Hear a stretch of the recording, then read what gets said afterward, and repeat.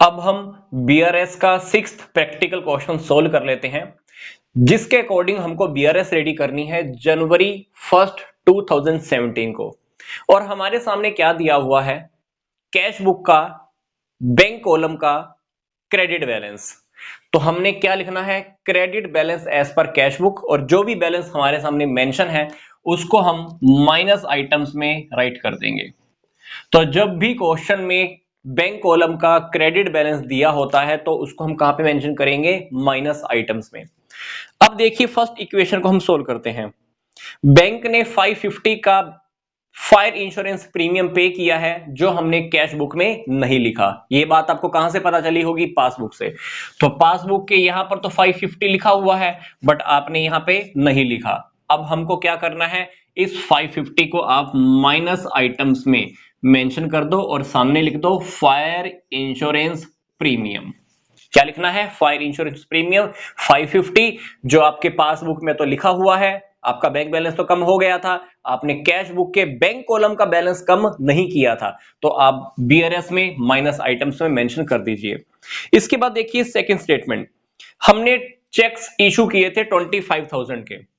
तो जब आपने चेक इशू किए थे 25,000 के, आपने सोचा था कि आपका बैंक बैलेंस 25,000 से कम हो जाएगा, बट हुआ क्या, आपके बैंक में से सिर्फ 18,500 ही कम हो पाए। मतलब हमने एक्स्ट्रा कितना माइनस कर दिया, 6,500।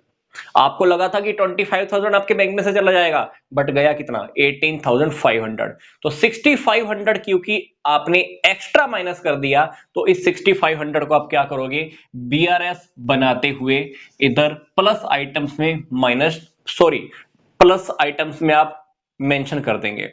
तो आपने क्या किया, 6,500 को प्लस आइटम्स में मेंशन कर दिया, मतलब प्लस कर दिया। और आपको थर्ड स्टेटमेंट के अकॉर्डिंग क्या दिया हुआ है, interest collected by the bank 740। तो आपने देखा होगा कि बैंक ने आपकी तरफ से इंटरेस्ट कलेक्ट किया है, जो आपकी पासबुक में तो लिखा हुआ है, कैश बुक में मतलब नहीं लिखा आपने। तो अब आपने क्या करना है, 740 को यहां पर प्लस आइटम्स में प्लस कर दीजिए, और यहां पे क्या लिखेंगे, इंटरेस्ट कलेक्टेड। इंटरेस्ट कलेक्टेड का अमाउंट आपने मेंशन कर दिया। आगे देखिए, 8700 वर डिपॉजिटेड इनटू द बैंक। हमने बैंक में 8700 डिपॉजिट कराए थे, और हमको लगा था कि पूरा का पूरा अमाउंट बैंक में डिपॉजिट हो जाएगा, बट इसमें से क्या हुआ, सिर्फ 7000 ही क्लियर हो पाए। मतलब हमको लगा था कि 8700 बैंक में डिपॉजिट हो जाएगा, चेक हमने लगाए होंगे बैंक में डिपॉजिट कराने के लिए, हमको लगा था कि पूरे डिपॉजिट हो जाएंगे, बट बैंक ने तो क्लियर ही 7000 के किए। तो अब आपने क्या करना है, 1700 जितना आपने एक्स्ट्रा लिख दिया, 1700 को आप क्या कीजिए, बीआरएस में जाइए माइनस कर दीजिए। तो 1700 आप क्या कर दीजिए, बीआरएस में मेंशन कर दीजिए। नेक्स्ट स्टेटमेंट देखिए, किसी कस्टमर ने हमारे बैंक में डायरेक्टली अमाउंट डिपॉजिट करा दिया है, कितना, 620। तो आप क्या कीजिए, 620 यहां पे तो मेंशन था, बट आपने कैश बुक में नहीं लिखा क्योंकि आपको इंफॉर्मेशन ही नहीं मिली थी। तो आप बीआरएस में जाइए, 620 आप भी मेंशन कर दीजिए, और यहां पे लिख दीजिए डायरेक्टली डिपॉजिटेड बाय कस्टमर। ठीक है, तो सारी इक्वेशंस, सारी स्टेटमेंट्स आपने सोल्व कर ली हैं। उसके बाद हमको क्या करना है, टोटल करना है। जब आप टोटल करेंगे तो इधर का टोटल आ जाएगा 7860, और इधर का टोटल आ जाएगा 22360।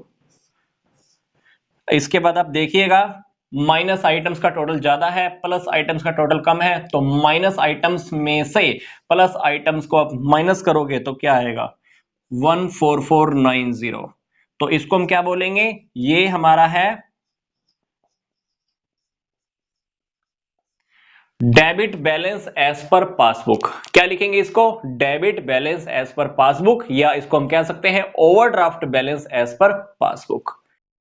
अब हम बीआरएस का 7th प्रैक्टिकल क्वेश्चन सोल्व कर लेते हैं। ये बीआरएस हमको रेडी करनी है 31 दिसंबर 2016 को।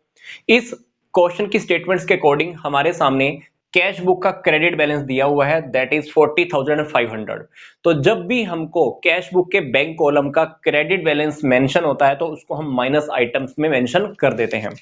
तो जैसा कि हमको फर्स्ट स्टेटमेंट स्टडी करने को मिल रही है, मैंने एक पर्सन को 5,000 का चेक दिया था, और वो अभी तक बैंक में प्रेजेंट ही नहीं हुआ, तो डेफिनेटली आपने उसको 5000 का चेक जिस दिन दिया होगा तो आपने अपना बैंक कॉलम तो माइनस कर दिया होगा। आपको लगा था कि 5000 आपके बैंक में से गए, पर वो पर्सन तो बैंक में प्रेजेंट ही नहीं हुआ, मतलब आपका बैंक बैलेंस कम नहीं हुआ।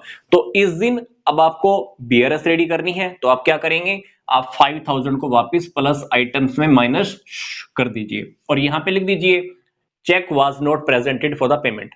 क्योंकि आपको तो यही लगा था ना कि 5000 आपके बैंक में से चले जाएंगे, बट 5000 तो आपके बैंक में से नहीं गए, आपने तो माइनस कर दिए, यहां पे तो माइनस नहीं हुए। तो आप क्या कीजिए, बीआरएस में जाइए, प्लस आइटम्स में इस अमाउंट को मेंशन कर दीजिए और सामने लिख दीजिए this cheque was not presented for the payment. Second देखिए, 900 का कोई चेक है आपके पास आया होगा और आपने बैंक में पहले ही लगा दिया। 900 आपने कैश बुक में तो लिख दिया, बैंक में भी आपने लगा दिया और आपको लगा था कि पेमेंट आ जाएगी, पेमेंट तो नहीं आई क्योंकि पेमेंट तो बाद में आनी थी, तो पेमेंट तो इसकी रियलिटी में नहीं आई। तो आज की डेट में आप क्या करोगे, इस 900 को माइनस आइटम्स में मेंशन कर दोगे। आगे देखिए, 10,200 के चेक डिपॉजिट कराए थे आपने बैंक में, आपको लगा था कि आपके बैंक में 10,200 रुपीज आ जाएंगे क्योंकि आपने बैंक में चेक लगाए थे, बट रियलिटी में क्या हुआ, ये चेक कलेक्ट ही नहीं कर पाया बैंक, बैंक में पेमेंट ही नहीं आई। आती तो यहां पर 10,200 लिखे हुए होते। अब आपको क्या करना है, 10,200 को माइनस आइटम्स में आपको मेंशन करना होगा। और एक दूसरा चेक है 4,000 रुपए का, 4,000 का एक चेक है जो आपने बैंक में डिपॉजिट कराया था, और जिस दिन डिपॉजिट कराया होगा आपने अपनी कैश बुक में तो लिख दिया, आपको लगा था कि 4,000 आपके बैंक में आ जाएंगे, पर क्या हुआ, आपको पता चला कि ये चेक डिसऑनर हो गया, मतलब इसकी पेमेंट आपके बैंक में क्रेडिट नहीं हो पाई। तो इस 4,000 को भी आप क्या कर दीजिए, यहां पर माइनस आइटम्स में मेंशन कर दीजिए। आगे देखिए, एक बिल पेबल की पेमेंट करनी थी, बिल पेबल की पेमेंट करनी थी बैंक ने, तो आपने भी 10,000 आपके यहां से माइनस कर दिए, आपको लगा कि 10,000 आपके बैंक में से चले जाएंगे, बट बैंक कहता है कि मैंने इसकी पेमेंट तो कर दी है, पर मैंने 150 कम पेमेंट की है, मतलब मुझे 150 की रिबेट मिली है। तो बैंक ने जब इसकी पेमेंट की होगी तो बैंक ने पेमेंट की है 9850 की, आपको लगा था कि आपका बैंक बैलेंस 10,000 से कम हो जाएगा, बट आपका तो बैंक बैलेंस 9850 से कम हुआ क्योंकि बैंक को 150 रुपीज की रिबेट मिल गई। अब आपको कितने का बेनिफिट हो गया, 150। 150 आपको क्या कर देने चाहिए, यहां पर वापस ऐड कर देने चाहिए। अब ऐड तो आप नहीं कर सकते क्योंकि पासबुक भी क्लोज है और कैश बुक भी क्लोज है, तो यहां पर आप ऐड नहीं कर सकते, तो ये कहां पे लिखोगे, प्लस आइटम्स में 150 रिबेट। इसके बाद आप क्या कीजिएगा, इसके बाद आप दोनों साइड का टोटल कर दीजिएगा, यहां का टोटल 5150 और यहां का टोटल आ जाएगा 55600। तो माइनस आइटम्स ज्यादा है, देखिए टोटल ज्यादा है, ये टोटल कम है, तो डेफिनेटली हमारे पास ये बैलेंस आ जाएगा 50450। इसको हम लिखेंगे debit balance as per passbook, या जिसको हम कह सकते हैं overdraft balance as per passbook. अब हम बीआरएस का 8th प्रैक्टिकल क्वेश्चन सोल्व कर लेते हैं। तो ये प्रैक्टिकल क्वेश्चन बीआरएस का हमको रेडी करना है जून 30th 2014 को। तो क्वेश्चन की इक्वेशन के अकॉर्डिंग हमारे पास बैंक ओवरड्राफ्ट का बैलेंस दिया हुआ है, मतलब हमारी कैश बुक के अंदर दिख रहा होगा कि हमने बैंक से एक्स्ट्रा अमाउंट विड्रॉ किया हुआ है, तो जिसको हम बैंक ओवरड्राफ्ट ही बोलते हैं। तो आप क्या कीजिए, इस अमाउंट को 2500 को आप माइनस आइटम्स में मेंशन कर दीजिए और सामने लिख दीजिए credit balance as per cash book, क्योंकि जो ओवरड्राफ्ट बैलेंस होता है उसको हम credit balance of cash book भी कह सकते हैं। तो credit balance as per cash book लिखा और सामने आप 2500 को मेंशन कर दीजिए। तो फर्स्ट स्टेटमेंट के अकॉर्डिंग मैंने बैंक में 14,600 के चेक्स डिपॉजिट कराए थे, 14,600 के चेक डिपॉजिट कराए थे। मुझे तो यही लगा था कि मेरे बैंक में ये अमाउंट आ जाएगा, पर कहता है कि 30 जून 2014 तक मेरे बैंक में सिर्फ इतने रुपीस के ही चेक क्लियर हो पाए। मुझे तो लगा था कि टोटल चेक जितने के लगाए हैं वो मेरे अकाउंट में आ जाएंगे, पर पासबुक से क्या पता लगा, पासबुक से देखने से पता लगा कि सिर्फ इतना ही अमाउंट मेरे बैंक में आया है। मतलब मुझे अब क्या करना है, 2400 मैंने यहां पर एक्स्ट्रा लिखे हैं, क्योंकि अगर आप इन दोनों का डिफरेंस देखेंगे तो मैंने 2400 बोले तो 2400 रुपए मैंने फालतू लिखे हैं, तो उस 2400 को यहां पे मैं माइनस आइटम्स में मेंशन कर दूंगा। आगे देखिए, मैंने 10,000 के चेक इशू किए थे। मान लो मैंने किसी को पेमेंट्स करनी थी तो मैंने 10,000 के चेक इशू किए होंगे, बट हुआ क्या, मुझे पासबुक देखने से पता लगा कि सिर्फ 3600 की पेमेंट ही मेरे बैंक से गई है। मुझे लगा था कि 10,000 मेरे बैंक में से कम हो जाएंगे, बट पासबुक जब मैंने देखी तो क्या पता लगा कि सिर्फ 3600 की ही मेरे बैंक से पेमेंट गई है। मेरा बैंक बैलेंस 3600 से ही कम हुआ है। तो अब मुझे क्या करना है, क्योंकि मैंने 6400 एक्स्ट्रा माइनस किए हैं, क्योंकि दोनों को देखिए ध्यान से, मैंने यहां पर 10,000 लिख दिया, मुझे लगा था कि 10,000 जाएगा, रियलिटी में गया कितना, 3600। तो मुझे क्या करना है, 6400 जो मैंने यहां पर एक्स्ट्रा माइनस किया है उसको मैं क्या करूंगा, प्लस आइटम्स में मेंशन कर दूंगा। आगे क्या लिख दूंगा, cheques not presented for payments. मैंने एक 500 का बैंक में चेक डिपॉजिट कराना था, मैंने अपनी कैश बुक में तो लिख दिया 500, मुझे लगा था कि मैंने बैंक में भेज दिया कलेक्शन के लिए, पर वो बोल रहा है कि आपकी गलती रह गई, आपने ये चेक बैंक में भेजा ही नहीं। आपको लगा था कि आपने बैंक में भेज दिया, बट बाद में पता लगा होगा कि चेक तो भाई यहीं दुकान में रखा हुआ है, मान लो आपके बिजनेस में ही रखा हुआ है। तो ये 500 आपको लगा था कि बैंक में भेज दिया, बट रियलिटी में बैंक में तो भेजा ही नहीं, इसलिए आपकी पासबुक में भी नहीं आया होगा। तो आपने क्या करना है, इस 500 को माइनस आइटम्स में मेंशन कर देना है। आगे देखिए, बैंक की पासबुक से पता लगा है कि बैंक ने आपके अकाउंट से एक 10 रुपीज का चार्जेस काटा है बैंक चार्जेस के नाम का, और 50 रुपीज इंटरेस्ट भी कट किया है। तो 10 रुपीज के बैंक चार्जेस, 50 रुपीज का कोई इंटरेस्ट, ये दोनों पेमेंट आपकी पासबुक में आपको देखने से मिल गई होगी। ये दोनों की दोनों आइटम्स आपने कैश बुक में तो नहीं लिखी होगी, लिखी होती तो यहां लिखी होती। अब आपको बीआरएस में इसका सोल्यूशन करना है, तो बीआरएस में क्या कीजिए, 10 रुपीज मेंशन कर दीजिए, 50 रुपीज मेंशन कर दीजिए। 10 रुपीज किस चीज के हैं, बैंक चार्जेस के लिख देना, 50 रुपीज किस चीज के हैं, इंटरेस्ट के हैं, ये भी मेंशन कर देना। आगे देखिए, किसी कस्टमर ने आपके बैंक में 1000 रुपीज डायरेक्ट डिपॉजिट करा दिए, पासबुक से आपको देखने से पता लगा होगा, इसकी इंफॉर्मेशन आपको तो थी नहीं, तो आपने यहां पे भी मेंशन नहीं किया होगा। तो ये बात अब आपको पता लगी है, तो डेफिनेटली आप बीआरएस के अंदर लिख दीजिए 1000 रुपीज और सामने लिख दीजिए डायरेक्टली डिपॉजिटेड बाय कस्टमर, कितना, 1000 रुपीज।